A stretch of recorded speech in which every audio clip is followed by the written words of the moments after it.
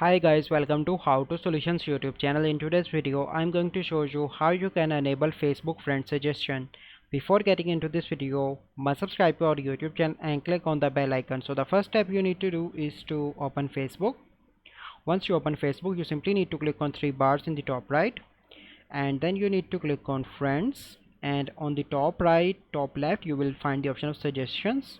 You will find all your suggestions, and if you want you can remove any person according to your choice, like I am doing. But if you want to add enable friend suggestions that you want specifically, so you simply need to go into the settings and privacy and click on settings and scroll down to the bottom until you will find the option of media and contacts, and click on continuous contact upload. Click on that option and click on get started, and now you can see your phone contacts here that you can add as your friend. So this is a process by which you can enable friend suggestion on Facebook.